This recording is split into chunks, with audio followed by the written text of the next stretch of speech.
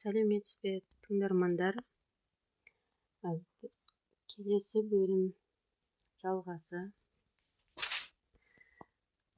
Сәлеметсіздер ме, құрметті оқырмандар. Жан жиһаны кітабымыздың жалғасы. Бәріне өлмес рухтың көзімен қараңыз. Неге сіз осындасыз, жердесіз, өлгесін қайда барасыз? Ол жаққа барғанда не бастан кешесіз? Өткен ғұмырлар туралы жазылған кітап баршылық, алайда осы жан толқытарлық кітап жарыққа шыққанға дейін жанымыздың дүниеге келгенге дейінгі күй-жайы жайлы мәліметтер мардымсыз еді. Дипломды жоғары санатты гипнотерапевт дәрігер Майкл Ньютон пациенттерін өткен ғұмырларының естеліктері оянуы үшін регрессия әдісі арқылы өткенге оралту барысында орасан зор мәнге ие жаңалық ашты. Аруақтар әлеміне самғау сананың гипноз күйіне шомылған субъектілердің санасы арқылы үңілуге болады. Санасы өзгертілген осы пациенттер жаны жердегі ғұмырлары арасында не істегені жайлы баяндауға қабілетті. Осы кітаптан оқып білгеніңіз сіздің өлім жайлы түсінігіңізді солқылдатып тастайды. Автор көп жыл бойы жүздеген адамды аруақтар әлемі жайлы терең естеліктерге сүңгітті. Бұнда келтірілген 29 оқиғаға Құдайға сенетін, оған түрліше сенетін, мүлде сенбейтін адамдардың айтқандары кірді және бұлардың аруақтар әлеміне қатысты сұрақтарға берген жауаптары бір керемет жүйе тәртіпке ие. Дәрігер Майкл Ньютон сынаққа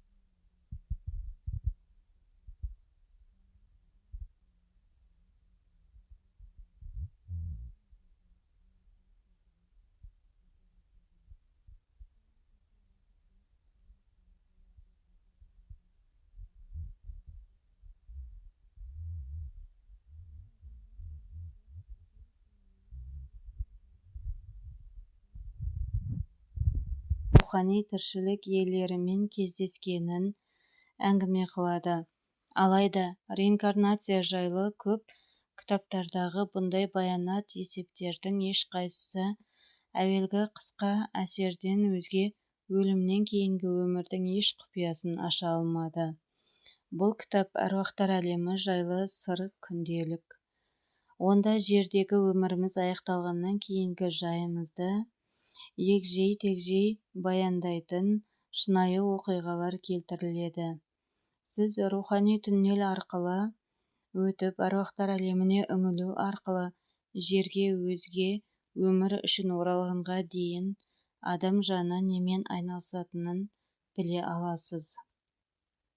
Бұл кітапқа қарап мен жайлы олай деу қиын болса да, мен табиғатымнан скептикпін.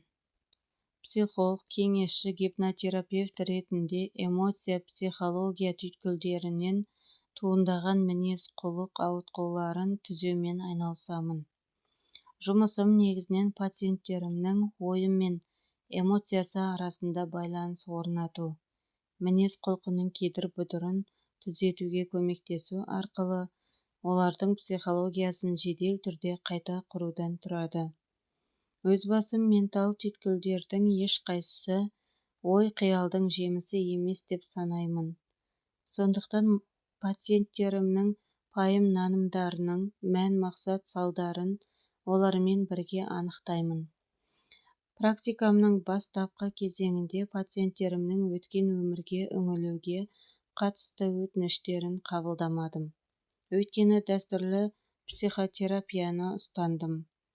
Беймаза естеліктер мен балалық шақ күйзелістерінің бастауын анықтау үшін гипноз бен ғұмыр жас регрессиясы техникасын пайдаланғанымда, өткен өмірді зерттеуге бағытталған кез келген талпыныс клиникалық практикамен дәстүрден ауытқу болып көрінді. Ауруын басуға көмектескім келген бір пациентіммен кездескенше реинкарнация мен метафизикаға жай қызығушылық қана таныттым. Бұл пациент оң бүйіріндегі өмір бойы тынбастан безек қақтырып келе жатқан ауруына шағымданды.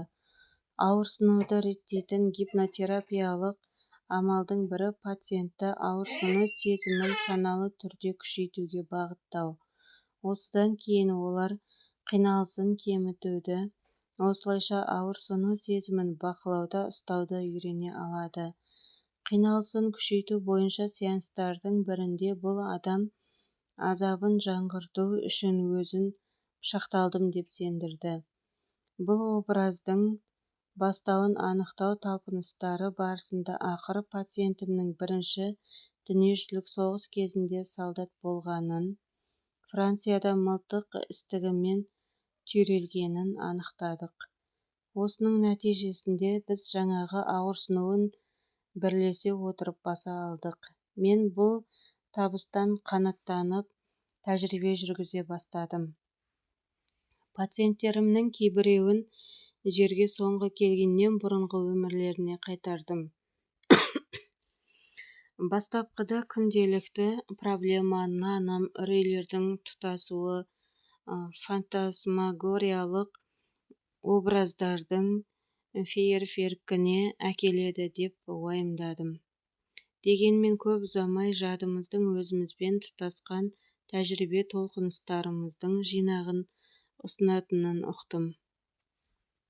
Шынайылығына орай бұл тәжірибені көзге ілмеу мүмкін емес. Қалай болғанда да бір жағынан денеміз бен өткен өміріміздің оқиғаларының арасындағы байланыстың, сондай-ақ өткен ғұмырда кім болғанымыз бен қазір кім екеніміздің терапиялық тұрғыдан қаншалықты маңызды екеніне көзім жетті. Содан соң кездейсоқ өзім үшін аса маңызды жаңалық аштым. Гипноз халінде жердегі ғұмырлары арасындағы өмірі жайлы әңгімелеуге қабілетті адамның санасы арқылы әруақтар әлеміне үңілу мүмкіндігін анықтадым. Маған әруақтар әлеміне есікті орта жастағы аса сезімтал әйелдің басынан өткен уақиға ашты. Осыған дейінгі өмірін гипноз халінде еске алып бола бергенде кенет бұл әйел жалғызсырайтынына шағынды. Осылайша жаратылысы ерек бұл әйел өзгертілген сананың жоғары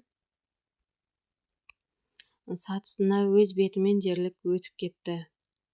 Осы әйелді жаңағы халге түсіретін өте қысқа пәрменді оны аса сезінбеген күйі бірінші болып мен қолдандым. Бұл әйелге ет жақын ортасын жоғалтудан туындаған жабырқаудың бастауына оралуды ұсыну арқылы оның рухани естеліктерімен бөлісе бастауына түрткі болған пәрмен сөзді де өзім білмей қолдандым. Әйелден қазір аңсап сағынып жүрген достарыңнан тұратын ерекше бір ортаң болған жоқ па? Деп сұрадым. Аяқ астынан пациентім жылай бастады. Не болып қалды? Деп сұрағанымда ол маған өз тобымдағы кейбір достарым жетіспейді. Міне сондықтан жерде жалғызсырап жабырқап жүрмін деп сарт еткізді. Мен сасып қалып ол әйелден бұл топ қайда еді деп сұрадым. Осында, менің тұрақты үйімде. Және тап қазір мен оларға қарап тұрмын, деді әлгі әйел жайбарақат. Бұл пациентімнің шаруасын бір ыңғайлы қылған соң, таспаны тыңдағанымда аруақтар әлеміне шығу өткен өмірге регрессияның кеңеюімен байланысты екенін ұқтым. Өткен өмірлер жайлы кітап баршылық, алайда олардың ішінен аруақ ретіндегі өміріміз жайлы жазған не адамдардың рухани естеліктеріне қозғау салатын пәрменді амал ұсынған бірде-біреуін таба алмадым. Сондықтан өз зерттеуімді жүргізуді жөн көрдім. Сөйтіп аруақтар әлеміне субъектілерім арқылы енудің нәтижелі әдістерін таба алдым. Сондай-ақ адамның аруақтар әлеміндегі орнын анықтау, оларды жердегі өткен өміріне үңілдіруден әлдеқайда маңызды екенін ұқтым. Гипноз арқылы жан дүниеге қалай жол табуға болады? Ақылды бір-бірінің ішінде орналасқан ментал сана арқылы ғана бөлінген өзара байланыстағы үш шеңбер ретінде қарастырып көріңіз. Бірінші сыртқы қабат саналы ақыл, яғни ойлау, талдауға қабілетті сыни сана. Екінші қабат түп сана. Гипноз күйінде қазіргі және бұрынғы өмірлерімізде басымыздан өткен уақиғалар сақталатын аумаққа өтерде ең әуелі біз осында тап боламыз. Ең өзегі болып саналатын үшінші қабат самғау саналы ақыл, санадан жоғары самғаған бұл ақылды қолданысқа ыңғайлы болу үшін осылай атағанды жөн көрдім. Біздегі меннің жоғарғы орталығы құдіреттің бізде білінуі осы қабатта жүреді. Шын мәнінде біздің өзегіміз өткен өмірлеріміздегі бұрынғы тәндерімізге тіркелген көптеген альтер эгоның өзге мендерімізбен жады бар түп санамен толықтырылған тап осы самғау сана. Самғау сана шындығында деңгей емес, жанның өзі. Самғау саналы ақыл парасатымыздың шыңы. Өлімнен кейінгі өмір туралы бүкіл ақпаратты мен саналы энергияның осы көзінен аламын. Ақиқатқа қол жеткізу үшін гипнозды қолдану қаншалықты дұрыс екен? Гипноздағы адамның көретіні түс не елес емес, басқарылатын транстың бұл халінде субъектілердің ми толқындары баяулайды, яғни ояу бета сатысынан медитациялық альфа сатысы арқылы тета диапазонындағы түрлі деңгейлерге өтеді. Тета деген ұйқы емес, гипноз. Ұйықтап кеткенде бір түпкі күйге түсеміз. Ақпараттың мидан түп санаға жетіп көрген түсіміз арқылы жөңкілуі дельта. Бірақ тета сатысында саналы арқылы бейсана халде емес. Сондықтан жад арналарының ашықтығы арқасында ақпаратты ала және жолдай аламыз. Гипноздағы адам гипнологқа бейсана ақылында көргенін, естігенін дәл береді. Субъект сұраққа жалған жауап бермейді, бірақ бейсана ақылында көргендерін дұрыс ұқпауы мүмкін. Өзі сенбейтінді адамның гипноз халінде қабылдауы қиын. Гипнозға сыни көзқараспен қарайтын кей адамдар транстағы субъект естеліктерді ойлап тауып, гипнотизер ұсынған желіге сай келетін жауаптарды айтады деп есептейді. Өз басым бұндай жалпылама пайымды қате деп санаймын. Мен өз жұмысымда әр уақиғаны осындай ақпаратқа бірінші рет кез болғандай қабылдап талдаймын. Егер субъект гипноздан бірдеңе қылып шығып кете алып, өмірден кейінгі өмір жайлы пікір-пайымына сүйене отырып аруақтар әлемі жайлы ойдан құрастырса, оның баяндағаны өзгелердің баяндарымен өте тез қарама-қайшылыққа түседі. Шалыс төңкеріс әдісін қолданып жүрсем де, осыған дейін мені қанағаттандыру үшін рухани тәжірибесін бұрмалап, қулық қылған ешкімді кездестірмедім. Шындығында гипноз халіндегі субъектілер өз хабарларын қате ұғып не дәл қабылдамаған жағдайда мені еш ойланбастан түзетіп отырды. Картотекам өскен сайын аруақтар әлемінің сұрақтарын белгілі бір ретпен қою керектігін ұқтым. Самғау сана халіндегі субъект үшін аруақтар әлеміндегі жан жайлы ақпараттың осы қалайы жоқ бәрі бар. Сондықтан ол қақпалардың өзімізге қажетіне ену үшін кілт құралдардың түр-түрі керек. Ақыры сеанс барысында маған аруақтар әлемінің түрлі қатпарына сүңгуге мүмкіндік беретін сенімді әдісті табудың сәті түсті. Сөйтіп әр сеанс сайын тәжірибе жинау арқылы өзіме сенімді бола түстім. Адамдар да соны сезіп маған еркін ашыла бастады. Сеансыма қатысқандардың арасында діндарлар да, бұл тұрғыда ешқандай нақты ұстанымдары жоқтар да кездесті. Осы айтылғандардың бел ортасында орналасқан басым көпшіліктің өмір жайлы өз ой-пайымдары болды. Зерттеулерім барысында аруақтар әлемі жайлы сұрақтарыма регрессия арқылы жан дүниесімен қауышқан субъектілердің берген жауаптарының жүйелілігі мені таң-тамаша қалдырды. Тіпті өз өмірлерін рух тұрғысынан баяндағандағы сөздік қоры мен сипаттауы да бірдей болып шықты. Осыншама көп пациентімнің тәжірибелерінің біркелкілігіне қарамастан, субъектілерінің айтқандарын тексеріп салыстыруды тоқтатпадым. Сонда рух қызметінің ерекшеліктері жайлы дәлелдерді үсті-үстіне ұшыраттым. Кейбір әңгімелердің ұқсамайтын жерлері де болды, бірақ бұл сірә әр субъектінің аруақтар әлемін өзінше қабылдауынан гөрі рухтың дамуы деңгейіне қатысты болса керек. Зерттеу жұмыстары тым баяу жүрсе де, ақыры жанымыз мекендейтін мәңгілік әлемнің моделін құрай алдым. Пациенттерімнің аруақтар әлемі туралы ой-пікірлерінде жердегі барша жан мойындайтын ғаламдық ақиқат бөлшектері бар екенін анықтадым. Бір-біріне үш қайнаса сорпасы қосылмайтын алуан адамдардың ұғымының ұқсастығы, олардың айтып тұрғанның ақиқат екендігіне көзімді жеткізді. Мен діндар адам емеспін, алайда ажалымыз жеткен соң баратын жеріміз құрылымы бойынша біркелкі деп есептеймін. Сонымен қатар жердегі және одан кейінгі ғұмырымыз бір ұлы мақсатқа құрылған деген ойға келдім.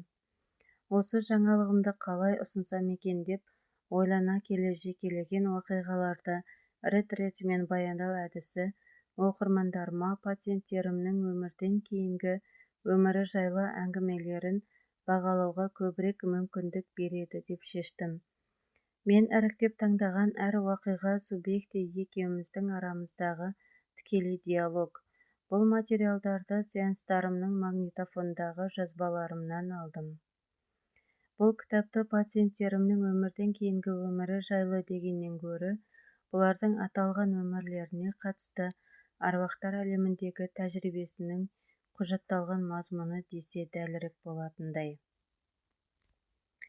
Жанды материалды емес объект ретінде қабылдауда қиындық туындауы мүмкін.